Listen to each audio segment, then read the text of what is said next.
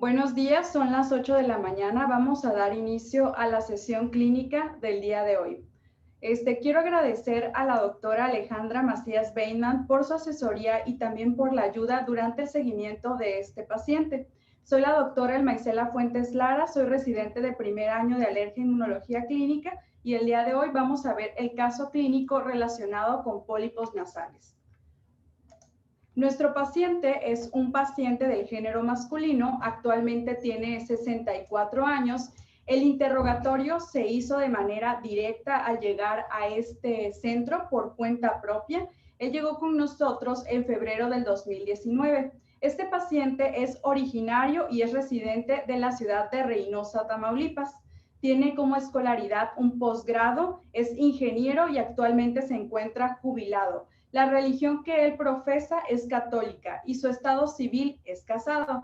Él llegó a nuestro centro por estos 4 síntomas que les voy a presentar, que son la anosmia, la disgeusia, los estornudos y la descarga posterior. De esto, los signos más importantes del paciente que refería, obviamente, eran la anosmia y la descarga posterior. Como antecedentes heredofamiliares, tiene un padre que murió a los 68 años de edad por causas respiratorias y tenía como antecedente que era fumador crónico. La madre también falleció, ella a los 40 años, por una cardiopatía no especificada. Es hijo único, pero tiene 8 medios hermanos. Un hermano que murió por causas de cardiopatía no especificada y tiene 2 hijos de 31 y de 36 años que se encuentran aparentemente sanos. No se refieren otros antecedentes o alguna otra enfermedad de importancia ni antecedentes alérgicos. Como antecedentes personales no patológicos, el paciente refiere que fumó por 20 años, desde los 19 hasta los 39 años, a razón de un cigarro al día. Él refiere que consume alcohol sin llegar a la embriaguez al menos una vez a la semana. Niega tatuajes y también niega el consumo de algún otro tipo de droga. El COMB es negativo y refiere como mascotas un perico con el que lleva 6 años. No se refieren otros antecedentes relevantes. Como antecedentes personales patológicos de importancia, el paciente fue diagnosticado con rinitis alérgica en febrero del 2019 aquí en nuestro centro, pero previamente ya había sido diagnosticado en el 2010. Actualmente cursa con el diagnóstico de hipertensión arterial sistémica, la cual fue diagnosticada hace 7 años. Y aquí algo muy importante son los antecedentes de las cirugías. Tiene 2 cirugías por extracción de pólipos nasales, una en el 2013 y la otra en el 2017. Los medicamentos que está utilizando actualmente son el atenolol desde hace 5 años para el manejo de la hipertensión arterial sistémica y el Montelukast desde hace 4 meses. Vamos a ver cómo empezó todo esto del paciente. El padecimiento actual lo inició en el 2010. Él trabajaba en una empresa de Caterpillar, él trabajó por 5 años, pero en el 2010 inicia su trabajo aquí. Esta es una empresa que se dedica sobre todo a construir materiales para la construcción. Bueno, desde que llegó a la empresa, el paciente refiere que empezó con presencia de estornudos y también de rinorrea y alina. Así estuvo, pero decidió acudir con un médico alergólogo y es ahí donde se diagnostica de primera ocasión una rinitis alérgica. Aparentemente recibió inmunoterapia por un tiempo de 2 años, pero solo hubo una mejoría parcial. Es en el 2013 donde el paciente persiste con la sintomatología y decide acudir con un médico otorrinolaringólogo. Esto sobre todo por el incremento de los síntomas. Ahí se le diagnostica poliposis nasal y es en este año donde se realiza su primer evento quirúrgico. En el 2015 cambia de trabajo a una empresa de polímeros de plástico, pero durante todo este tiempo realmente el paciente se mantuvo estable, sin ningún síntoma. Entra a esta empresa y un año después inicia con anosmia, disgeusia y mucha descarga posterior, por lo que nuevamente en el 2017 acude con otorrinolaringólogo y otra vez se detecta la presencia de los pólipos nasales. Se realiza la segunda intervención quirúrgica y hay una remisión de los síntomas hasta el 2019. En enero del 2019, nuevamente el paciente empieza con síntomas y acude a nuestro centro de valoración, pero aquí, a diferencia de las ocasiones pasadas, el paciente refiere una importante afectación en sus actividades diarias y en la calidad de vida. Se realizan pruebas cutáneas y efectivamente se diagnostica una rinitis alérgica, por lo que en el 2019 se inicia la inmunoterapia. Ahora, a pesar de todo esto y de que se tenía el tratamiento adecuado, el paciente persistía con síntomas como la anosmia, la disgeusia y la descarga retronasal. Al interrogatorio dirigido, el paciente negaba cualquier síntoma clínico sugerente de asma como tos, sibilancias, disnea y opresión torácica. También negaba síntomas respiratorios que se exacerbaban con el consumo de aspirina o algún AINE, y niega también síntomas respiratorios exacerbados al consumo de algunas frutas, sobre todo nueces y fresas. A la exploración física, realmente los signos vitales se encontraban estables. El paciente presenta una hipertensión arterial, pero esta siempre fue controlada. El peso y la talla se encontraban bien, en un peso de 82 kilos y una talla de 178 centímetros. A la exploración física en los ojos no observamos ninguna alteración. Los ojos no tenían edema, no había hiperemia, la conjuntiva estaba normal. Ahora, en la boca no había eritema, no se observaba presencia de descarga retronasal a pesar de lo que el paciente refería, y se encontraban las amígdalas sin alteraciones. La mucosa nasal en la nariz se encontraba pálida, tenía una hipertrofia de cornetes del 60%, pero a la rinoscopía anterior no se encontraban imágenes que fueran compatibles con pólipos. A la exploración de los campos pulmonares, estos se encontraban sin ningún tipo de ruido agregado. Ahora, a pesar de todo esto, el paciente ya tenía una inmunoterapia con nosotros, persistía con los síntomas, por lo que tenía una grave afectación de la calidad de vida. Es en ese momento donde decidimos realizar estudios complementarios, porque nuestra sospecha es la recurrencia de los pólipos. Se realizan primero los estudios de base que se realizan en nuestro centro, que son la citología, la cual se encontraba sin alteraciones, y una rinomanometría. Nuestro paciente no percibía, no refería obstrucción nasal, pero aún así se le realizó. Efectivamente, en esta rinomanometría no hay obstrucción. Recordemos que las curvas que van hacia vertical, entre más vertical estén, significa que el flujo de aire está entrando adecuadamente. Sin embargo, si nuestras curvas se van hacia la línea horizontal o a la de las X, significa que hay una obstrucción. Pero en este caso no había una obstrucción. De hecho, los valores se encontraban debajo de 1 para ambas narinas, tanto derecha como izquierda. Se decide pedir una tomografía de senos paranasales, en donde se encuentran las siguientes imágenes. Tenemos una tomografía simple, está en cortes finos, esto sobre todo para identificar los senos paranasales. Ahora, son 3 cortes coronales los que observamos en estas imágenes. Vamos a empezar con esta imagen que se encuentra más aquí a la derecha. Aquí lo que se observan son cambios importantes postquirúrgicos. Lo que se observa es que se hizo una resección completa del complejo osteomeatal, y vemos un poquito de inflamación, sobre todo en la parte inferior del seno maxilar izquierdo, esto probablemente por cambios crónicos. Ahora, nos vamos a ir en esta imagen donde los senos etmoidales están ocupados sobre todo por una consistencia, una densidad blanda, un material de tejido blando probablemente, que va a obstruir la salida de los senos frontales. Aquí se observa en esta imagen. Y en esta imagen de en medio vemos los cornetes inferiores. Si ustedes aprecian, los cornetes se deberían de ver lisos, como se aprecia en esta imagen. Sin embargo, en este corte, que es un poquito más profundo, observamos estas imágenes como tipo nódulos. Esto es compatible con algo que se llama engrosamiento polipoide, probablemente por pólipos nasales. Ahora, también aquí arriba se observa un importante, pues, esta densidad probablemente de tejido, no sabemos qué es, pero lo que sí es que está obstruyendo al nervio, sobre todo del gusto, y al nervio olfatorio. Es decir, impide que los sabores, o impide también sobre todo que los olores lleguen a estos nervios. Y esto coincide con lo que presenta nuestro paciente, que es la anosmia y la disgeusia. Decidimos realizar una nasoendoscopía para la visualización directa de los pólipos, porque recordemos que para la visualización directa, pues no es la tomografía, únicamente la tomografía nos va a ayudar para ver la extensión. Observamos la presencia de un pólipo, aquí no se observó tan bien, pero esto es en la izquierda y esto es en la derecha. Esta es una imagen compatible con un pólipo. También en esta imagen se observa otro pólipo y estas imágenes están en el techo de la nariz. El diagnóstico endoscópico fue pólipos nasales bilaterales localizados sobre todo en el techo de la nariz. De ahí que se obstruya el paso de los olores y de los sabores al nervio olfatorio y al del gusto.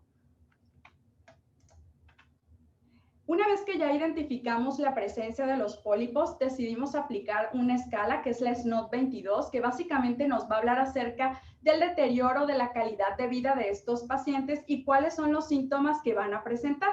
La primera evaluación de SNOT-22 se realizó el 26 de junio y tenía 45 puntos. Y esta es la valoración más actual, que fue el 25 de agosto del 2020, en donde vemos que nuestro paciente en total tenía 41 puntos.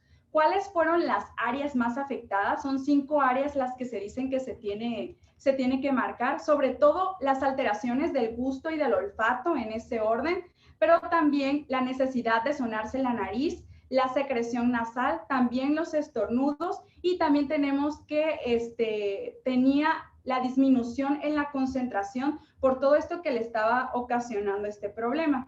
También se utilizó la escala visual análoga, sobre todo para evaluar estos cinco síntomas principales que más afectaban al paciente y todos los 5 síntomas el paciente los refirió en una escala visual análoga de 10. Es decir, que los síntomas eran muy graves para él y muy molestos.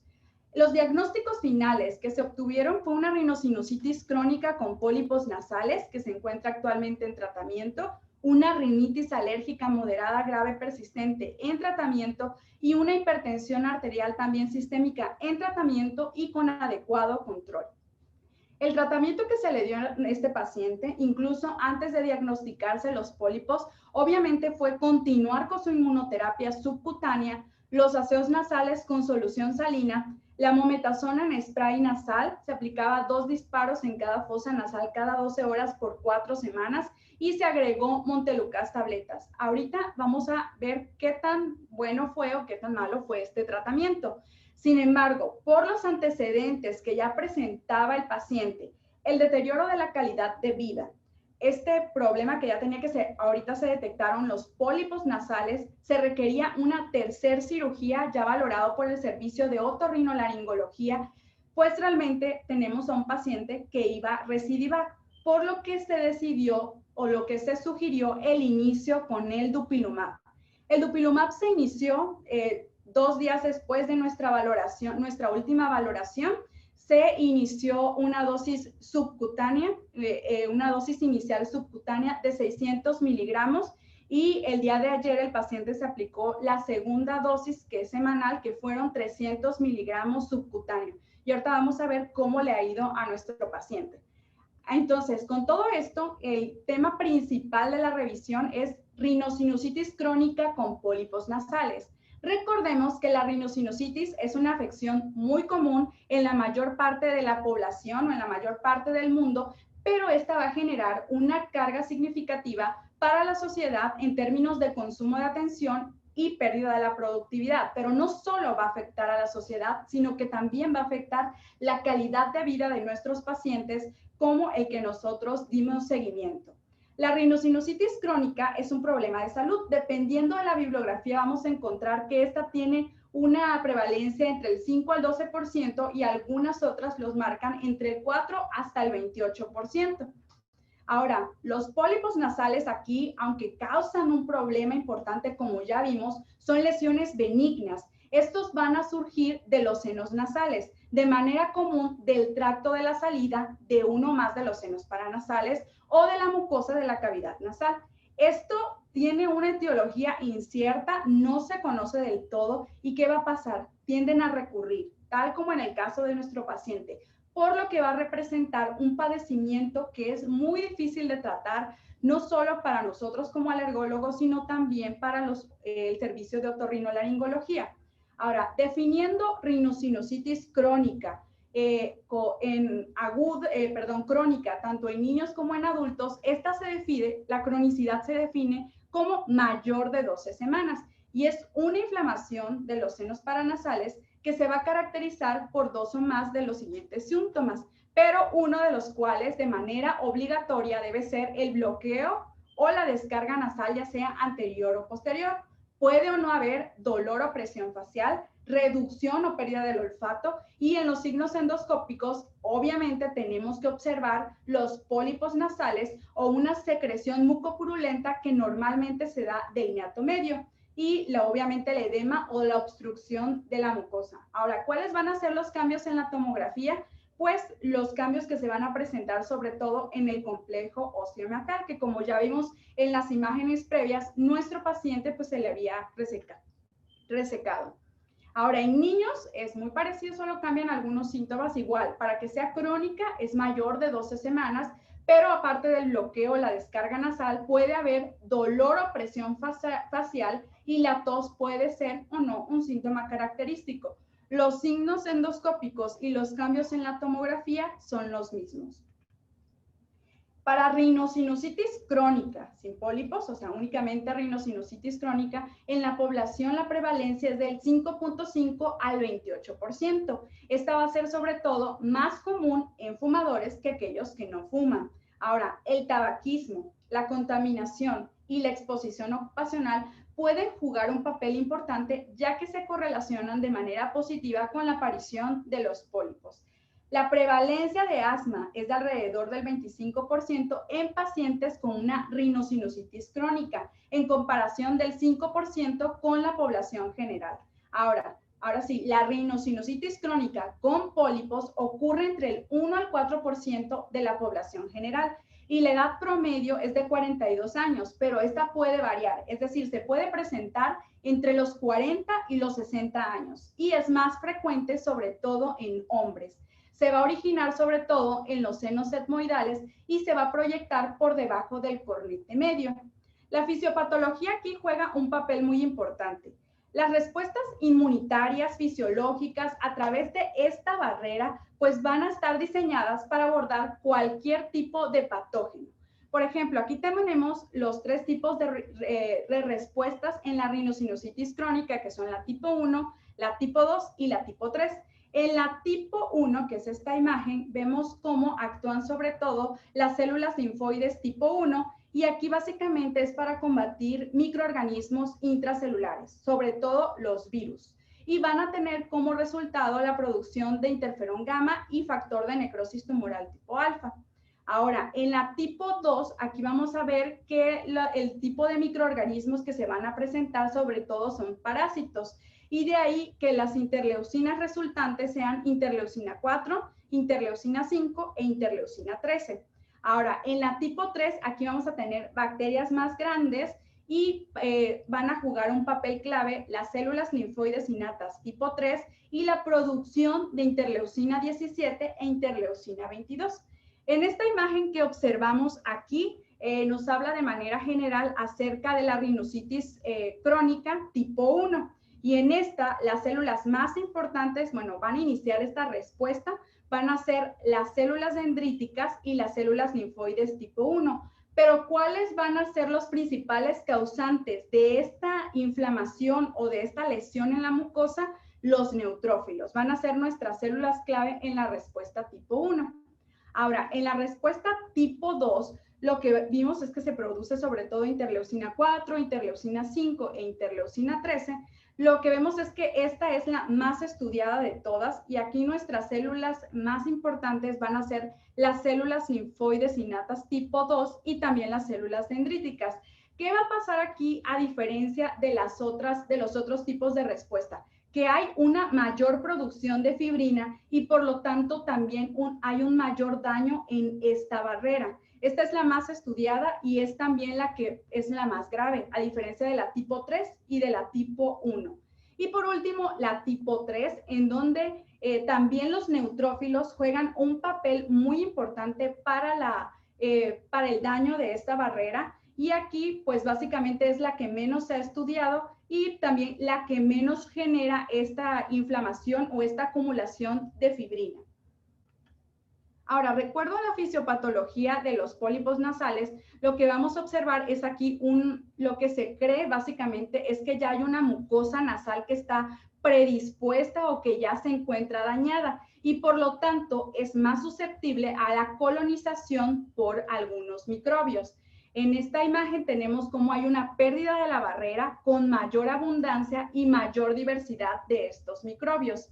Por lo tanto, hay un reclutamiento y una expansión sobre todo de células inflamatorias, hay edema y por lo tanto hay una acumulación de fibrina en la barrera. Y es así donde se remodela esta misma barrera o hay una remodelación tisular con pérdida de estas glándulas submucosas y profunda expansión celular inflamatoria. Realmente los mecanismos no son muy bien conocidos, pero se cree que es una barrera que previamente ya se encontraba dañada. Ahora, la rinosinusitis crónica, según la EPOS 2020, se puede clasificar en primaria y secundaria. De aquí la que es motivo de este estudio va a ser la rinosinusitis crónica difusa bilateral tipo 2, en donde se presentan los pólipos nasales.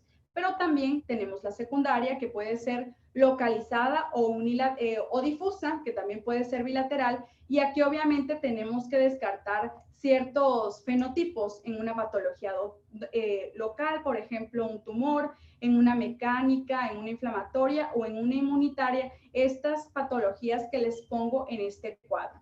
También se puede clasificar de acuerdo a la gravedad.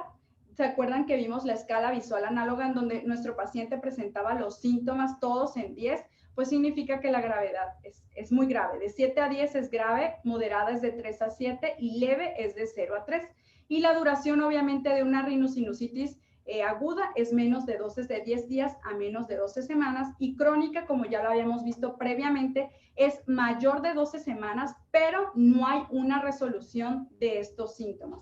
Y esta es una prevalencia de los síntomas cardinales de rinosinusitis crónica. Por ejemplo, aquellos que son identificados en la población general, vamos a tener que los principales síntomas son la obstrucción nasal y también tenemos que la descarga nasal.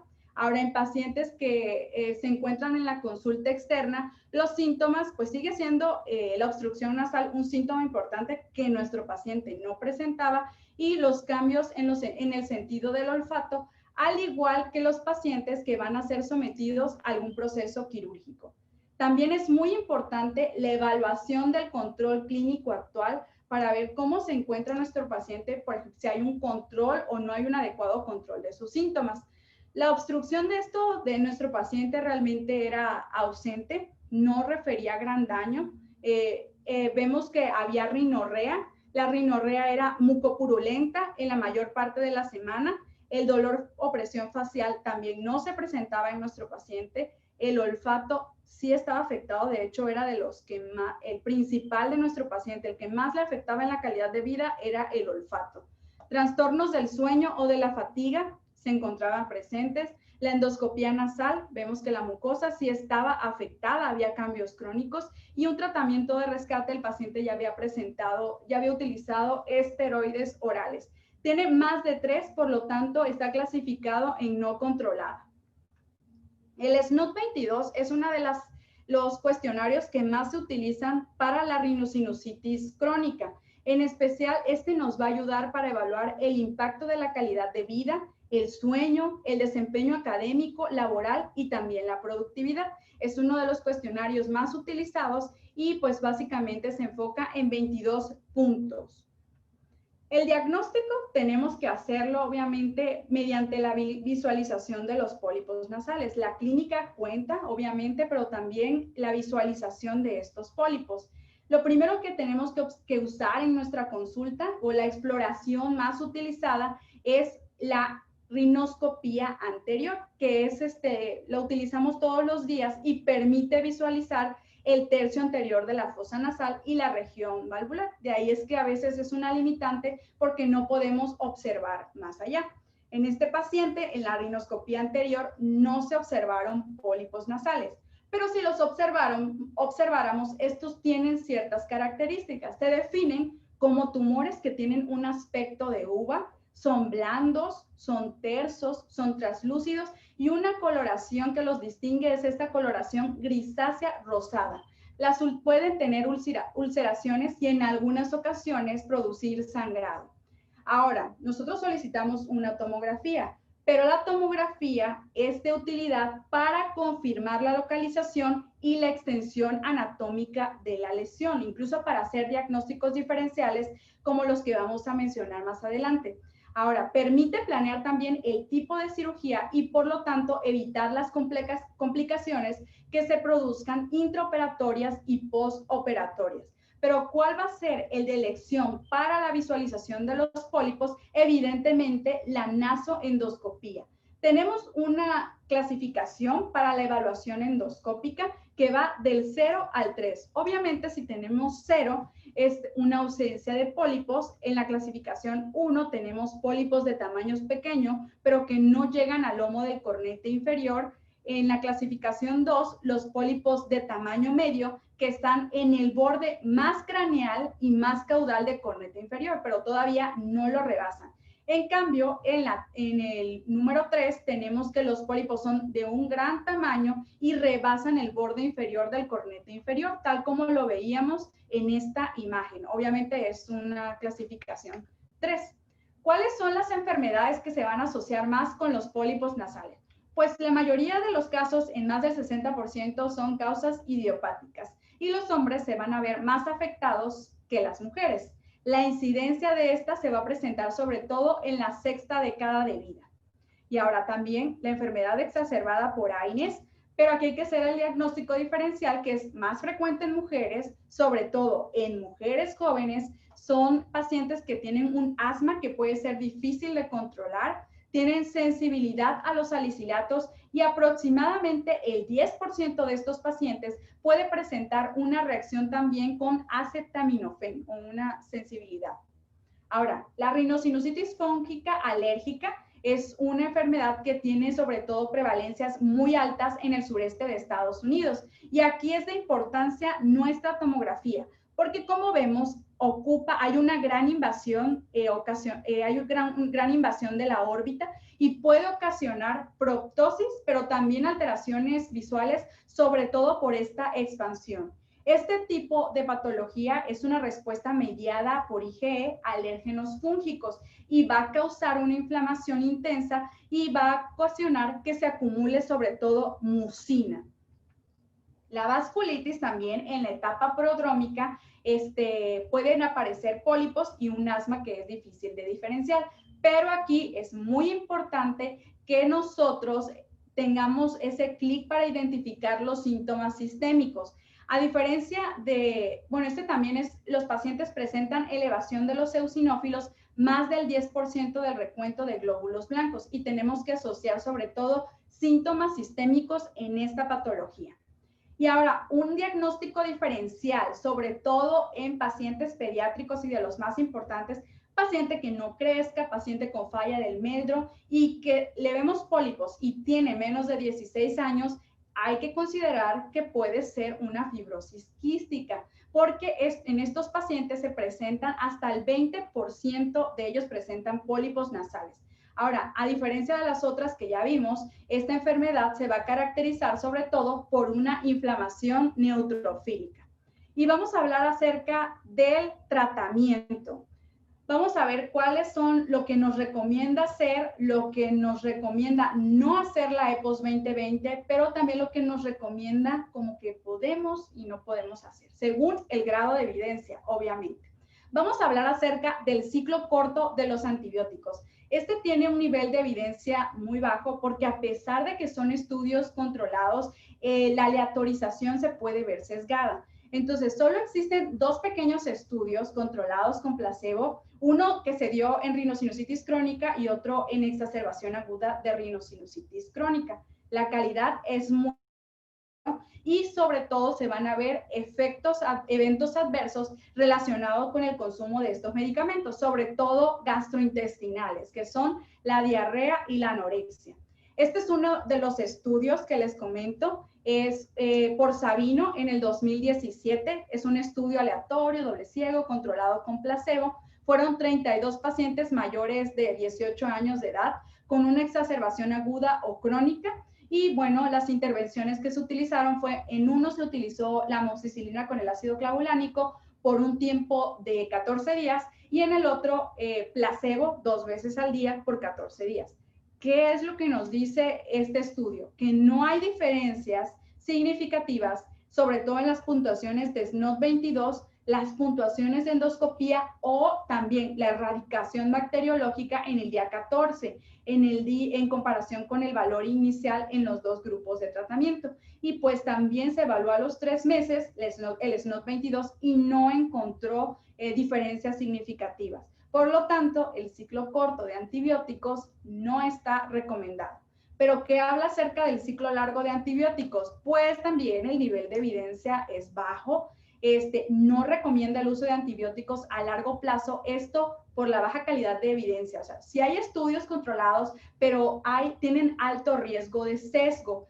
¿Cuáles son las complicaciones de utilizar antibióticos a largo plazo, sobre todo en algunos macrólidos? Los eventos cardiovasculares. Son estudios que se están realizando actualmente. Yo les voy a mostrar uno de estos estudios que fue realizado por Videler en el 2011. Es un ensueño doble ciego controlado con placebo, en donde se estudiaron 60 pacientes con rinosinusitis crónica con pólipos y sin pólipos nasales. Se utilizó acitromicina y otro grupo se utilizó placebo por un tiempo de 12 semanas.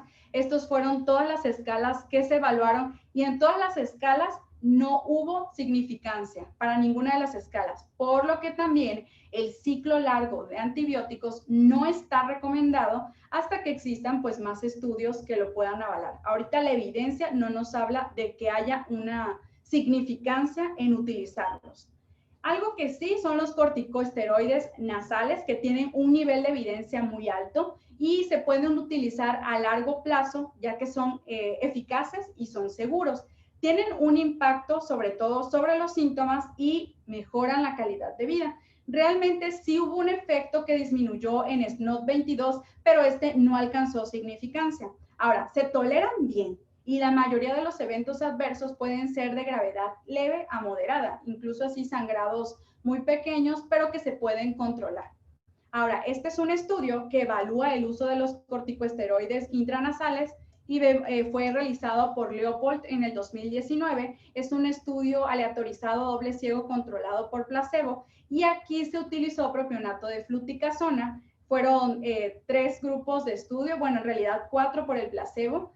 Uno se utilizó 93 microgramos 2 veces al día, el segundo grupo 186 microgramos 2 veces al día y el tercer grupo 372 microgramos 2 veces al día por administración de exhalación y obviamente el placebo que se utilizó también por un tiempo de 16 semanas. Aquí lo importante fue que a las 16 semanas que ya se evaluó, que ya se obtuvieron los resultados, hubo un mayor número de respondedores en todos estos pacientes que utilizaron la fluticasona. ¿Por qué? Porque mejoraron sus síntomas, hubo una reducción de la puntuación de los pólipos y esto fue mejor en comparación con el placebo. Ahora, también mejoró la escala de SNOT-22, el grado de pólipos y en cada uno de estos grupos. Sin embargo, pues como los eventos adversos de los esteroides nasales, pues la epistaxis y una úlcera en el tabique nasal, que les digo, pueden ir de gravedad leve a moderada. Los implantes liberadores de esteroides tienen también un nivel de evidencia alto. La colocación de los implantes en el etmoides va a reducir también que el paciente pueda someterse a una cirugía y reduce también la puntuación de los pólipos nasales. Tiene una calidad de la evidencia alta y moderada alta, perdón.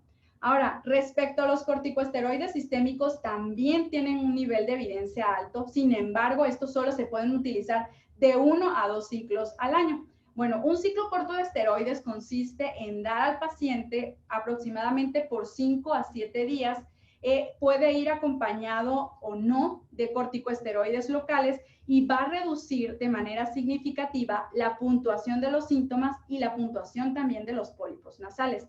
¿Puede tener efectos secundarios importantes? Sí, si se administran a largo tiempo, y ya lo sabemos, hipertensión, daño renal, todos los que ya conocemos se pueden presentar si no se utilizan adecuadamente, obviamente.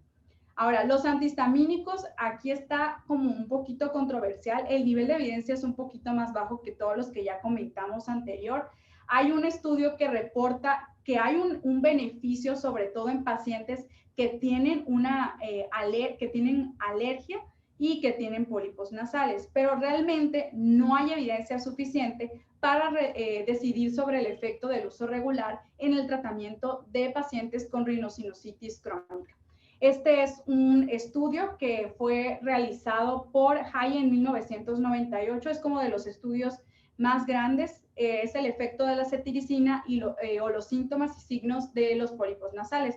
Fue un estudio doble ciego controlado con placebo, 45 pacientes, se utilizó 20 miligramos de cetiricina versus placebo por 3 meses. Lo que sí se observó es que la cetiricina redujo de manera significativa síntomas como estornudos nasales y rinorrea y también obstrucción nasal en la semana 8, pero no hubo cambios en la puntuación del tamaño de los pólipos.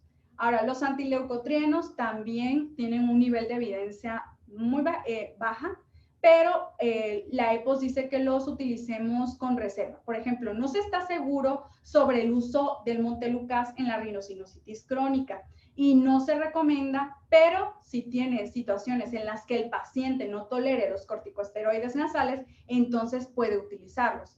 La calidad de las pruebas que comparan Montelukast con los corticosteroides es baja y pues básicamente no se recomienda agregar Montelukast al menos que no presente la situación previa que ya les comenté.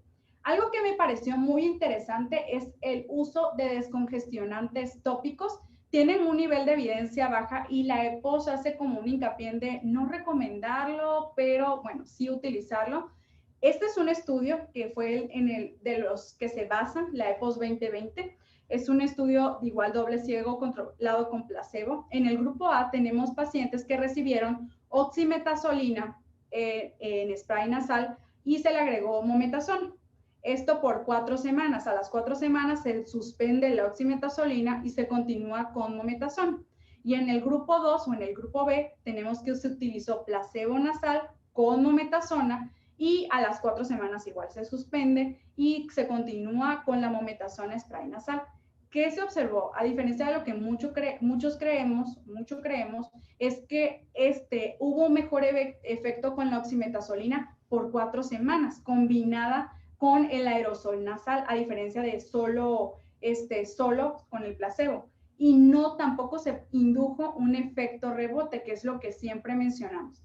Pero a pesar de que la evidencia está a favor de que se utilice oximetazolina con aerosol nasal de mometazona, no se sugiere, o sea, no lo recomienda la EPOS 2020. Lo que dice es que en las situaciones en las que la nariz esté muy congestionada, sí se podría considerar la adición temporal. ¿Y cuánto es?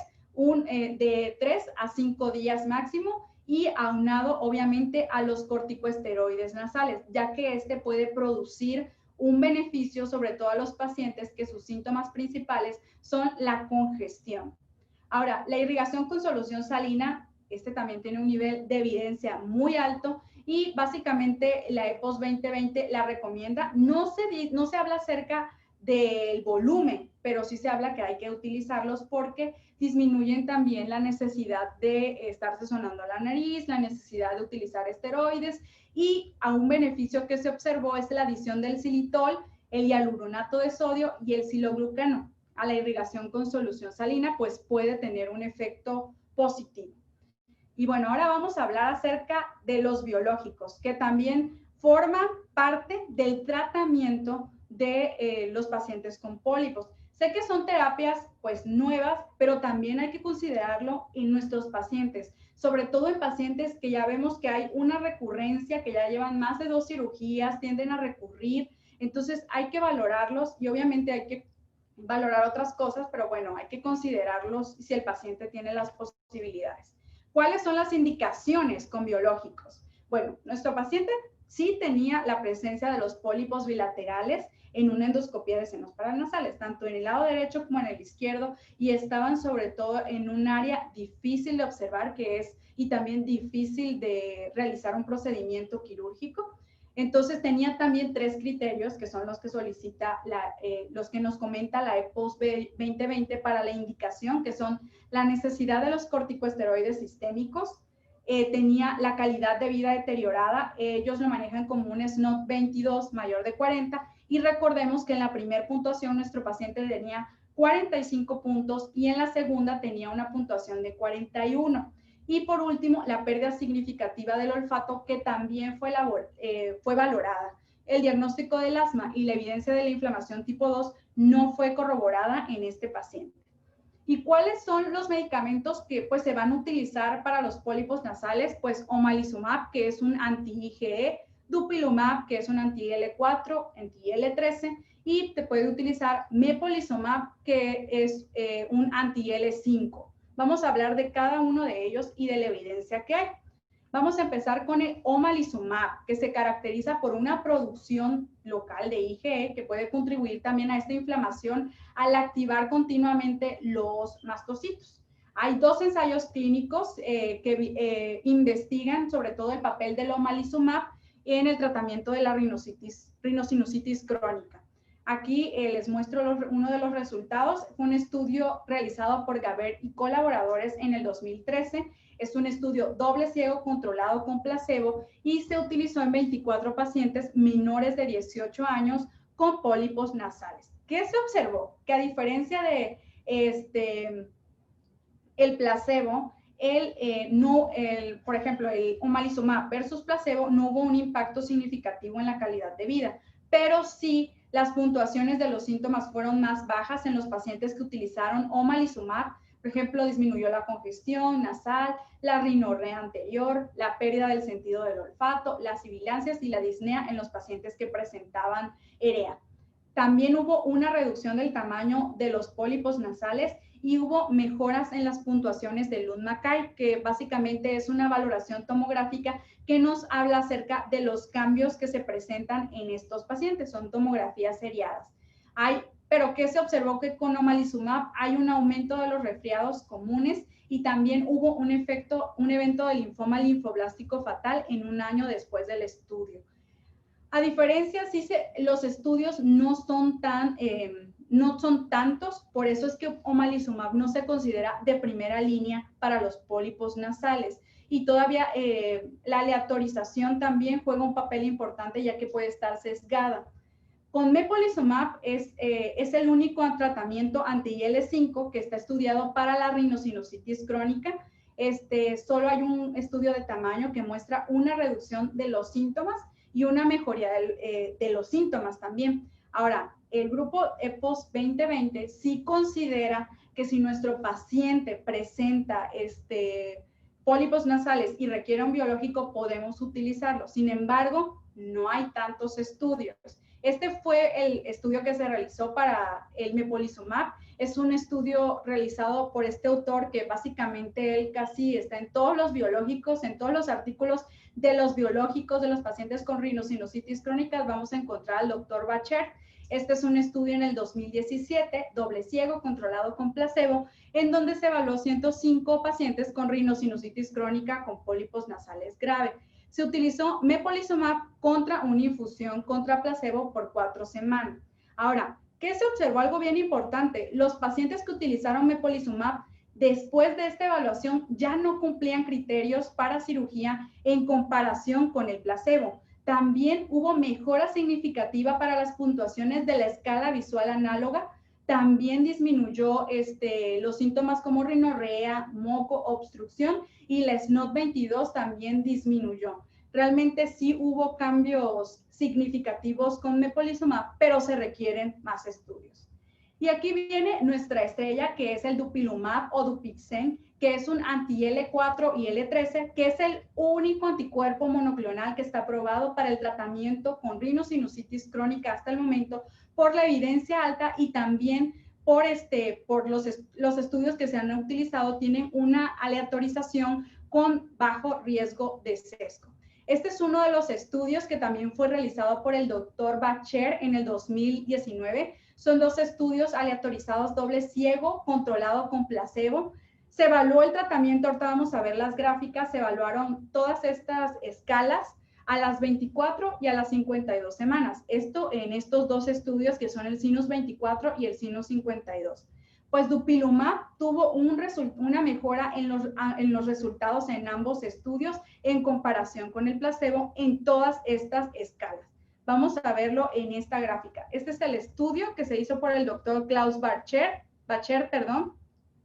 y vemos en esta línea que tenemos aquí es el placebo. Estas son las semanas de tratamiento que voy a dar con mi paciente. Aquí tenemos el Dupilumab, esto en el estudio Sinus 24. Ahora aquí tenemos el estudio de Sinus 52. Este es el placebo. La línea azul es nuestra línea de Dupilumab, cada 2 semanas. Y esta grisecita que se observa un poquito arriba es Dupilumab, una dosis inicial cada 2 semanas, pero a partir de la semana 24 ya no se pone cada 2 semanas, sino que se va a poner cada 4 semanas. Entonces, aquí tenemos que en Sinus 24 se suspende, se inicia el tratamiento con Dupilumab y observamos cómo hay una mejoría importante, sobre todo a nivel de la puntuación de los pólipos nasales. A la semana 24 se suspende el tratamiento con Dupilumab, pero observamos cómo hay un incremento de los síntomas, pero no llegan a ser tan importantes como a nivel basal, esto a la semana 48. Y obviamente el placebo no tuvo significancia. Ahora, en Sinus 52 también observamos que el placebo se mantuvo igual, pero el Dupilumab, cuando se utiliza por 2 semanas, tiende a bajar. Aquí en este que se utilizó a partir de las 24 semanas, cada 4 semanas, los síntomas subieron. No alcanzaron significancia, pero se observa cómo hay una recurrencia. Lo mismo pasó con la congestión nasal o la obstrucción nasal, en donde el placebo, pues hubo una disminución que no fue significativa, pero observamos cómo Dupilumab, desde la primera semana del tratamiento, el paciente empezó con disminución de los síntomas. Se suspende, aumentan de nuevo los síntomas, pero no alcanzan a ser como a nivel basal. Y lo mismo para el Sinus 52. Y bueno, aquí también es importante que evaluemos qué tanto impacta la calidad de vida en estos pacientes. Este es un estudio que también fue realizado por el doctor Klaus Bacher, en donde evalúa la calidad de vida de estos pacientes que tienen pólipos nasales. Y observamos que en adultos que tienen una rinosinusitis crónica, que es refractaria al tratamiento con cirugías con esteroides nasales, la adición de Dupilumab a un esteroide, mometasona, por ejemplo, mejoró la calidad de vida y también mejoró la productividad de estos pacientes. Aquí tenemos basal, que se encontraba en nuestros pacientes que utilizaron solo placebo y se utilizaron mometasona, y observamos que se encontraban con una escala visual análoga grave. Y también los de Dupilumab con una escala visual análoga. Cuando utilizaron a la semana 16, después de haber utilizado este tratamiento, observamos que los pacientes que utilizaron placebo con mometasona únicamente, hubo una disminución de grave a moderada, que es este gris que se observa aquí. Pero si lo comparamos con Dupilumab, observamos que estos pacientes disminuyeron de una escala grave a una escala leve. Y esto fue estadísticamente significativo. También en esta gráfica lo que podemos observar que el placebo versus mometasona, placebo Dupilumab, hay un incremento, sobre todo con Dupilumab mometasona, en las puntuaciones en la mejoría de la calidad de vida. Entonces, sí nos va a ayudar a mejorar objetivamente los síntomas de nuestros pacientes, pero también hay una repercusión importante que favorece la mejoría o el incremento en la calidad de vida. ¿Cuáles son los eventos adversos asociados al Dupilumab? Pues son los más comunes que se han reportado, sobre todo en estudios donde han sido pacientes con dermatitis, son la inyección, la conjuntivitis, la queratitis, la bronquitis y la artralgia.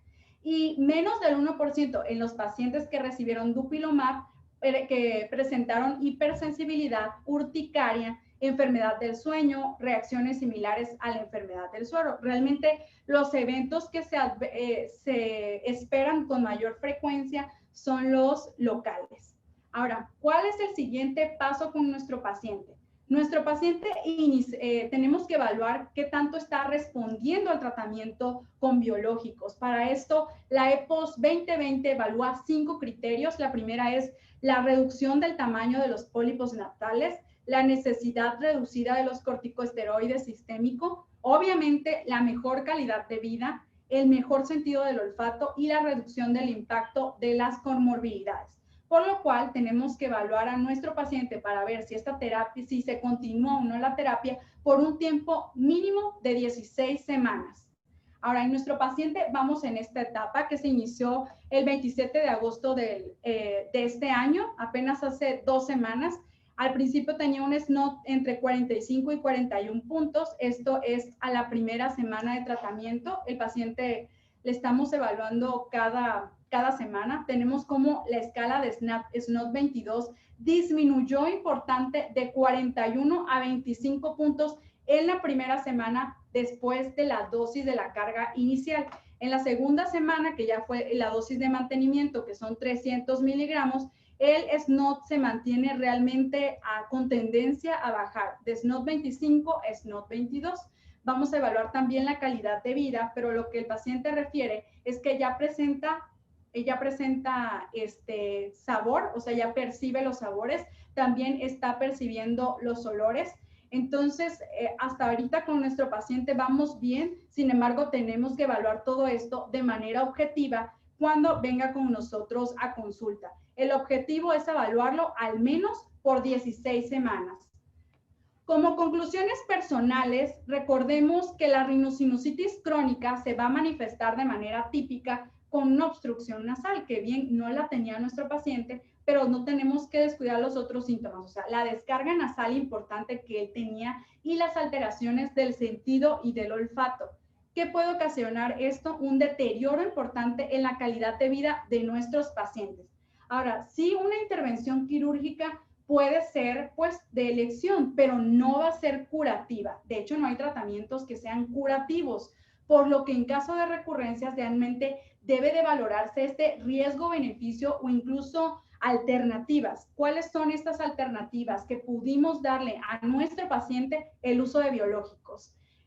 El uso de biológicos, como ya lo vimos en pacientes con rinosinusitis crónica, es de gran utilidad, pero debe considerarse en pacientes que ya fueron sometidos a múltiples procesos quirúrgicos y que van a presentar un deterioro importante de la calidad de vida. Ahora, estos tratamientos son costosos, por lo que en todo momento sí se tiene que valorar las condiciones socioeconómicas del paciente, pues es un medicamento que sí tiene un precio elevado, pero eso sí, hay que valorar cuál es el riesgo y cuál es el beneficio que le vamos a dar a nuestro paciente. Porque aquí, con este paciente que nosotros tenemos, hemos evaluado de manera objetiva cómo hay una mejoría con el uso del Dupixent. Por último, quiero invitarlos a nuestra reunión científica anual, que es el Highlights, el cual se llevará a cabo el 9 y el 10 de octubre. Todo va a ser en línea. Les invito a inscribirse y gratuitamente en los siguientes códigos QRL. Solamente necesitan escanearlos. Y muchas gracias.